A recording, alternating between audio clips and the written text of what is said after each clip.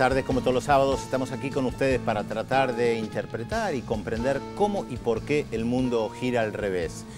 Ustedes saben, en Venezuela hay protestas, hay reformas económicas. Les preparamos un informe para tratar de entender qué se está discutiendo desde el punto de vista económico hoy en Venezuela. Por otra parte, seguramente muchos de ustedes recordarán que el año pasado les pasamos imágenes en la televisión pública de un diputado vasco de la izquierda soberanista vasca, Sabino Cuadra, cuestionando la política económica del primer ministro Rajoy. Esas imágenes de él en el Parlamento español dieron vuelta al mundo, no solamente en la televisión pública de la Argentina. Pues bien, Sabino Cuadra, el diputado vasco, estará hoy con nosotros en los estudios de Visión City Internacional para analizar lo que pasa en el Estado español y en el País Vasco.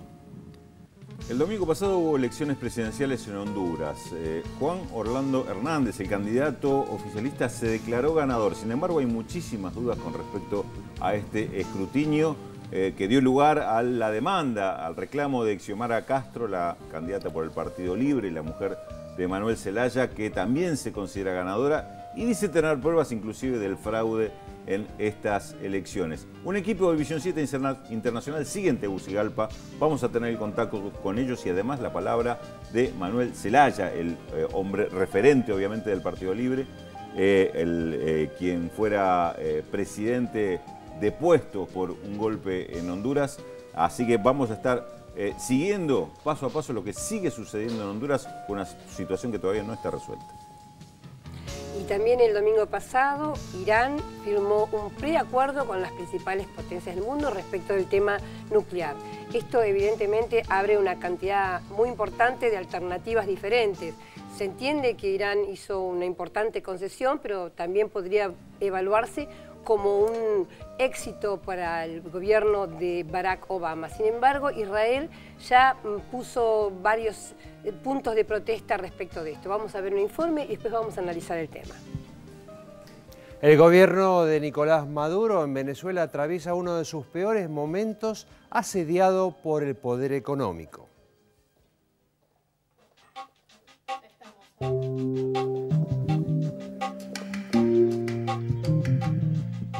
El gobierno de Nicolás Maduro atraviesa por su instancia más complicada. Asediado por la especulación financiera y comercial, Venezuela vive una situación de desabastecimiento de productos esenciales y un ataque contra su moneda, el bolívar, que ha llevado el dólar paralelo a valores que superan entre 5 y 7 veces la cotización oficial. Este juego de pinzas de los sectores económicos con posición dominante en los mercados se refleja en un incesante incremento en la tasa de inflación que ya alcanza niveles del 50% anual. La combinación de especulación contra el bolívar, alzas en los precios de alimentos y escasez de productos básicos fue definida por Maduro como una guerra económica declarada por representantes del poder económico ligados a la oposición, con el fin de desgastar la imagen del gobierno y provocar revueltas sociales en su contra. Este argumento era rechazado como un simple recurso retórico por la oposición y los medios de comunicación hasta que el gobierno venezolano logró ir articulando algunas informaciones y demostrar de qué forma funciona la especulación. Por ejemplo, la presencia en localidades colombianas fronterizas con Venezuela de muchos productos de fabricación venezolana sin que hubiera sido registrada formalmente su exportación. Es decir, que aceite, arroz, café, papel higiénico que en Venezuela se fabrican con subsidios para el productor, salían de contrabando por la frontera para ser vendidos en dólares en el exterior. Esos dólares luego regresaban al mercado negro mientras se desabastecía al mercado interno de productos esenciales.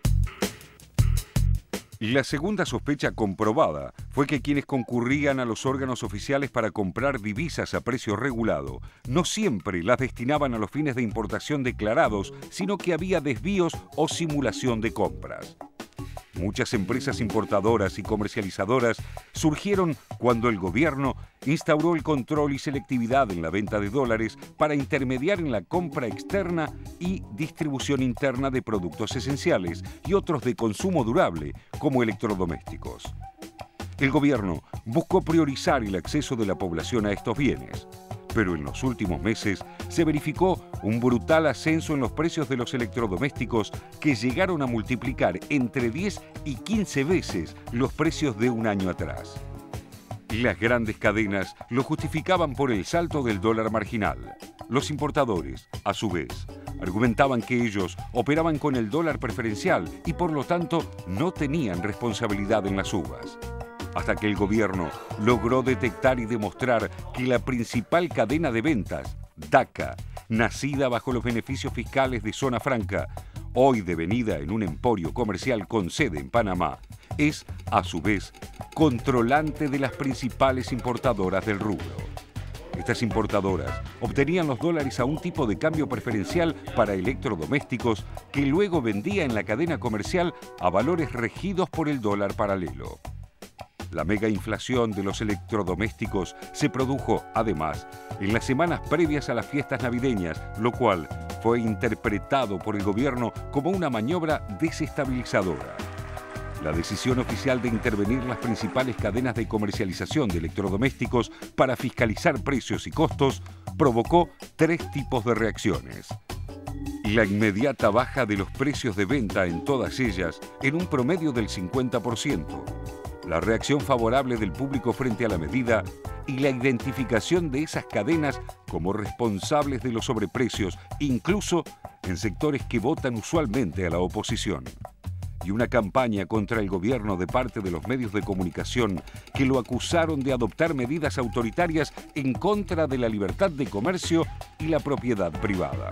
Estábamos contando con nuestras navidades que no teníamos con qué comprar, pero por fin el presidente tomó estas decisiones y estas decisiones que tiene al pueblo desatado en la calle comprando, haciendo estas colas, porque nos podemos beneficiar, gracias a Dios. El actual estado de confrontación entre el gobierno y el núcleo más duro del poder económico es un reflejo de los problemas estructurales que el chavismo no ha logrado revertir. Venezuela sigue siendo una economía capitalista dependiente y petrolera.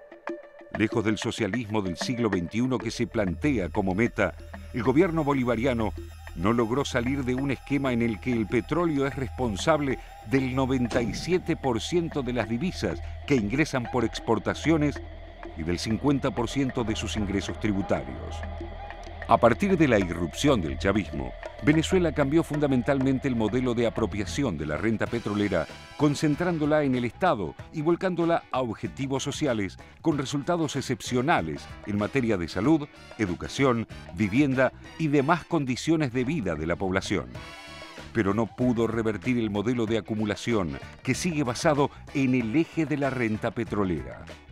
Lo que hoy enfrenta el gobierno bolivariano es una nueva disputa por la apropiación de esa renta.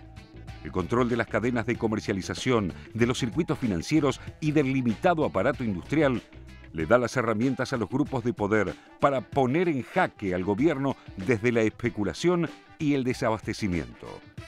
Esta disputa se dinamizó a partir de la muerte de Hugo Chávez, al suponer una menor fortaleza de parte de Maduro para resistir el embate. Es por esto que el actual presidente define la situación como una guerra económica lanzada contra su pueblo. Las recientes medidas y transformaciones incorporadas al marco institucional de Venezuela buscan dotar de una mayor eficiencia al Estado y de la capacidad para disciplinar a un sector económico que se ha declarado en rebeldía ante las autoridades democráticas. De la capacidad que pueda tener el gobierno de crear conciencia en el pueblo sobre el sentido de esta pelea, también depende en gran medida su probabilidad de éxito. Con esta ley pues va a haber regulación en todos los sentidos, porque no solamente la comida, es la ropa, son los artefactos eléctricos, es todo. El venezolano va a tener ahora el poder en las manos para poder ejercer realmente, mediante la ley habilitante, todo lo que realmente el pueblo se merece.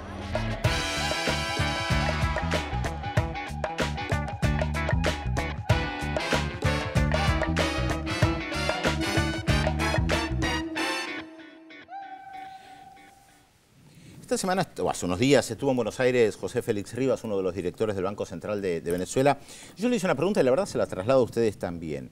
El problema de Venezuela, esto que vimos del papel higiénico, de repente no hay papel higiénico, es un problema que tuvieron varios gobiernos progresistas de diferente índole en América Latina en los últimos 30, 40 años. Lo sufrió Allende en Chile, desabastecimiento. Lo sufrió la Nicaragua sandinista, supermercados vacíos. Lo vemos en Venezuela, lo hemos visto en diferentes momentos en Bolivia, Ecuador, Argentina. Y parecería ser que los sectores progresistas, de izquierda, no importa la categoría que utilicemos, Raúl, no le encuentran la solución. Como que la especulación tiene mecanismos de ataque que no se pudieran combatir, salvo que mano militar y entrara así, destruyera hasta determinados sectores.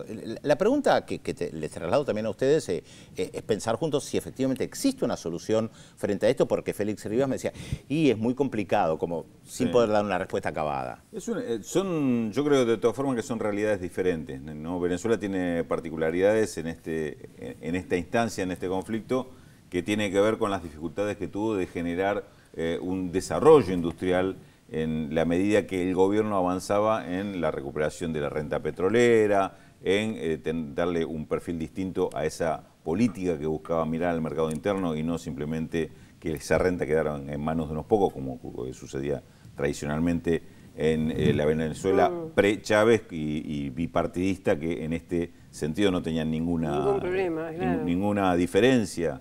Los dos partidos tradicionales de Venezuela, pero sí es cierto que el tema del desabastecimiento siempre termina siendo una herramienta de disputa de los sectores de poder contra gobiernos progresistas o de izquierda. Este ha sido, ahí sí se repite, hay un elemento recurrente que es el tema del desabastecimiento como forma de desgaste a un gobierno progresista.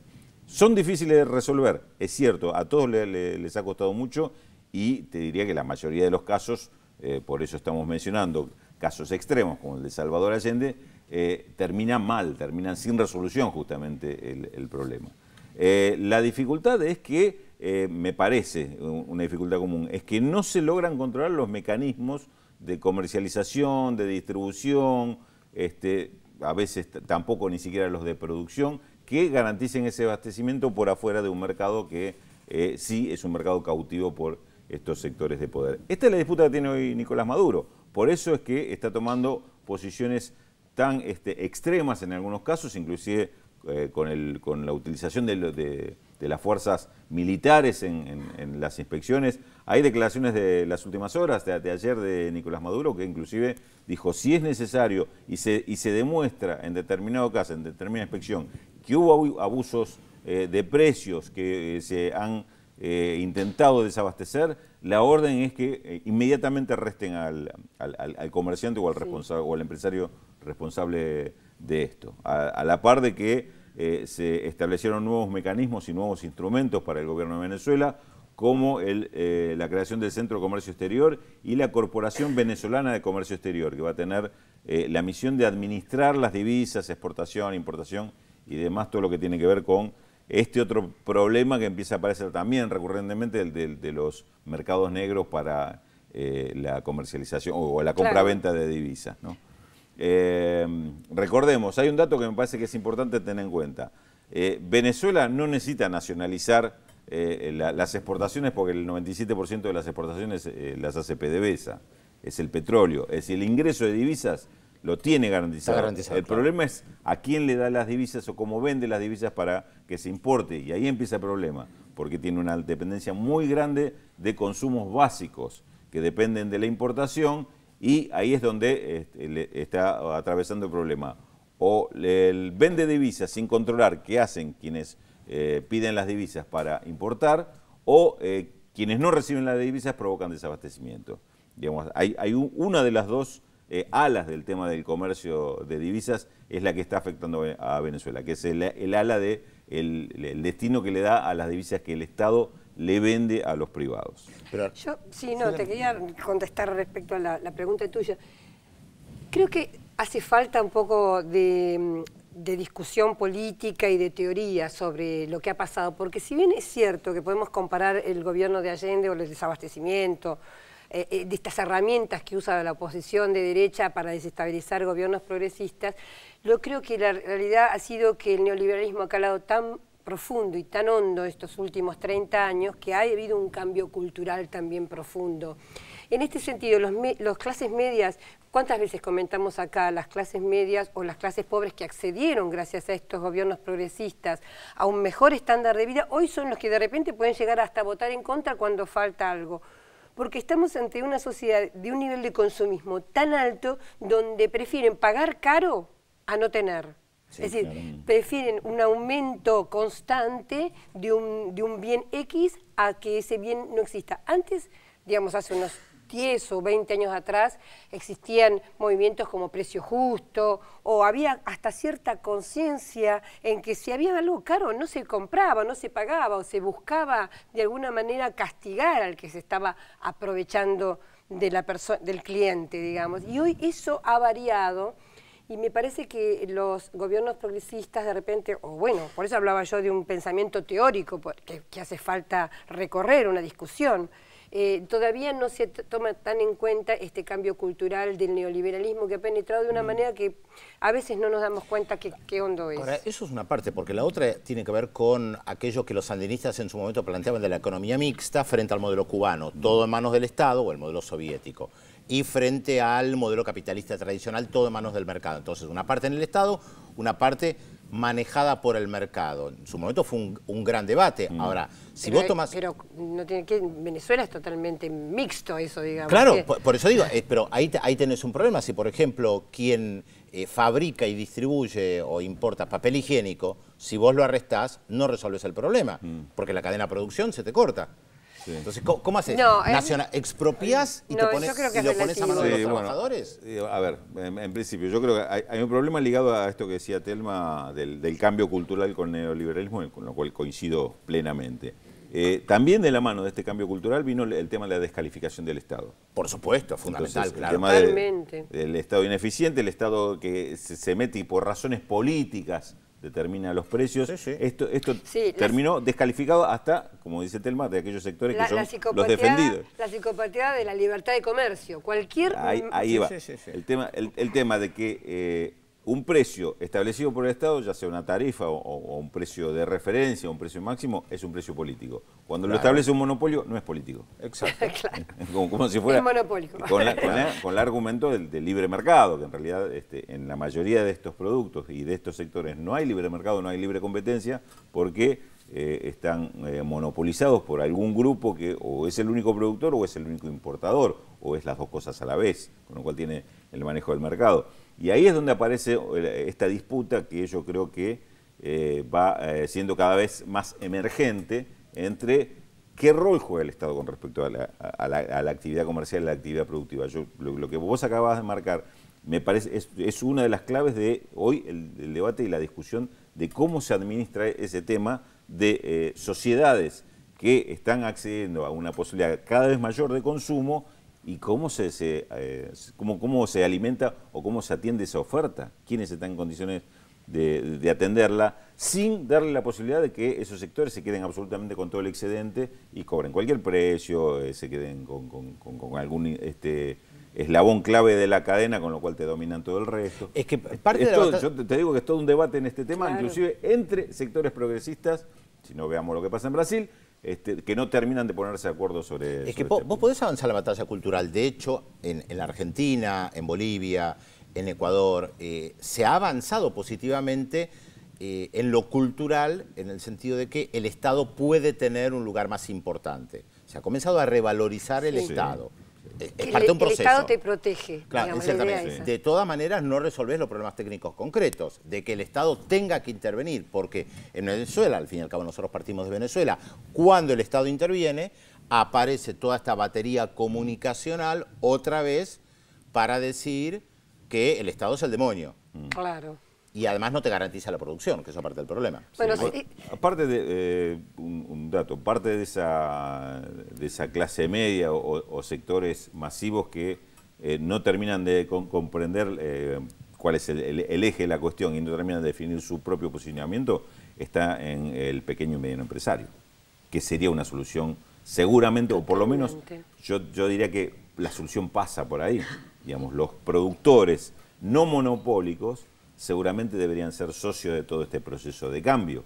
Y en muchos países, digo mucho porque no me arriesgo a decir todos, pero yo supongo que son todos, tenemos grandes dificultades con esta pequeña y mediana empresa que no asume cuál es su rol dentro de estos procesos. Ya no hablemos de burguesía nacional. Los consumidores que planteaba Telma, a ver, si vos te encontrás, caso concreto que me pasó antes de ayer, en un negocio a la berenjena 10 el kilo, en el otro 15 y en el otro a 20, ¿qué hacemos frente a eso? ¿Qué hace el Estado frente a eso? El Estado mira, libre mercado, no interviene. Sí, podría no hacerlo, digamos. Podría intervenir. Depende del lugar donde uno se... Ahora, te tenés que aguantar la batería mediática. Ahí está el tema, del libre comercio. Por eso lo planteo. Hay que ver la trampa, estoy dando datos bien concretos, 10, 15, 20. Hay que ver la trampa que esto significa, por supuesto. Y bueno, recordemos que esto probablemente se agudice esta semana, tanto las medidas del gobierno como estas posibles situaciones de rispideces, porque el domingo que viene hay elecciones municipales y concejales en Venezuela, y se trata de ver justamente la primera elección después de las presidenciales. Va a ser, de alguna manera, va a ser un termómetro para muchos entender qué es lo que está pasando en Venezuela. Se va a cumplir ese día un año del último discurso del presidente Hugo Chávez, el que dijo antes de viajar a Cuba para operarse. Yo, un último dato, digo, por todo esto que estamos debatiendo y discutiendo, está claro que el tema de Venezuela no es un problema exclusivo de Venezuela. Es el emergente de un gran conflicto que se está dando, por lo menos en toda la región. El control del poder, me parece que es aquí, ¿no? Hola, Félix, ¿cómo Hola, estamos? ¿qué tal, Telma? Muy buenas tardes. Bueno, bienvenida, te extrañamos el sábado pasado. Pedro no tanto, pero bueno, ¿qué va a hacer? Ya está acá. ¿Cómo va, Pedro? Bueno, estuvimos aquí con Raúl, con Alejandro Casanseu el sábado pasado haciendo el aguante, como siempre. Estupendo el programa de hoy, nos dice Hugo de Palermo y nos felicita. Pero todavía falta mucho más, Hugo, así que imagínate todo lo que tenemos para compartir. Era para leer al final, me parece, Félix. No, para nada. Acabo de llamar, así que imagínate si ahora le encanta lo que vio hasta ahora, no quiero imaginar lo que viene. Edgar de la Tablada felicita por el programa, dice que nos ve todos los sábados.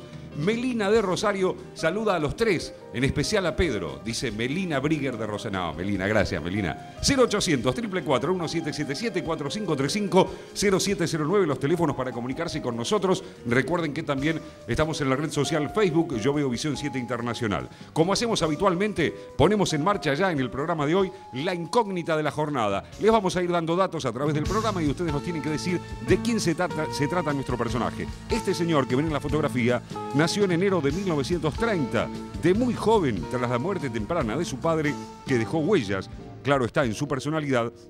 Nuestro personaje siente una inclinación por el lenguaje. Muchas veces comentaría que iba a ser escritor, lo que en rigor no fue del todo así, y cursó estudios parciales en la Facultad de Filosofía y Letras. ¿Quién es nuestro personaje de hoy? 0800 444 1777 4535 0709. Primera pausa en Visión 7 Internacional, no sin antes recordarles los temas que vamos a desarrollar en los próximos bloques. Habla Manuel Zelaya, en diálogo exclusivo con Visión 7 Internacional. El presidente depuesto analiza desde Honduras el difícil momento actual de su país luego de las presidenciales del domingo pasado. Además, acuerdo por Irán. El entendimiento que firmó la República Islámica sobre el destino de su programa nuclear abrió un impas ante las pretensiones de Occidente de hackear el país, un objetivo que aún no fue desactivado. Todo esto y mucho más se lo contamos luego de la pausa, aquí en Visión 7 Internacional por la televisión pública